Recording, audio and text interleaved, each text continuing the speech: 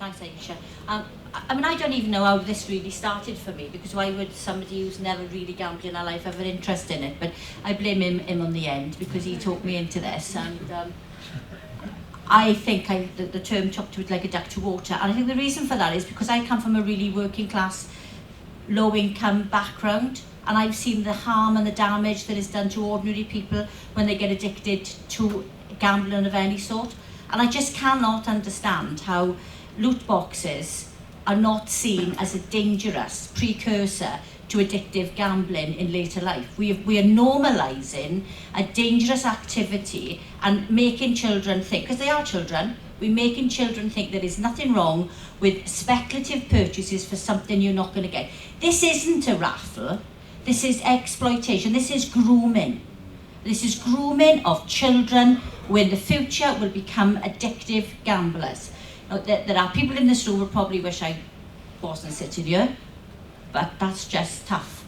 Because when we took on the FOBTs, nobody wanted to listen to us, nobody wanted to talk to us, nobody thought that we would ever win the fight. And what we did was that we moved away from the technical argument about losses and how much this was all costing, and we talked about the real cost. We talked about the parents who lost their children. We talked about the people who lost their homes and lost their dignity and lost their jobs.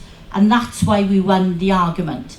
And we will win the argument again, because we will not allow anyone to be exploited. My inbox every day is filled with emails from people who are parents, whose children are buying loot boxes, to people who've lost their homes, or in some cases have lost their children, to some kind of gambling activity. Now, I'm not anti-gambling.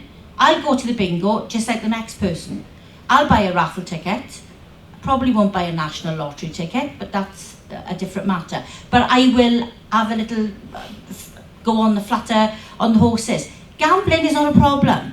It's when that gambling becomes a problem and the industry that provides that entertainment exploits the people who are held hostage to it. And they are held hostage to it. People say, well, they should take responsibility. You know, they can take responsibility when they're kids with loot boxes, but it's no less dangerous for a 60-year-old man who has a problem with gambling, or more increasingly, women who are coming forward to say that they spend many hours on their own, they're sitting in the house lunchtime watching telly, bloody Foxy Bingo are advertising and saying, come and join us, lovely world, come and play with us. It is exploitation and it's grooming.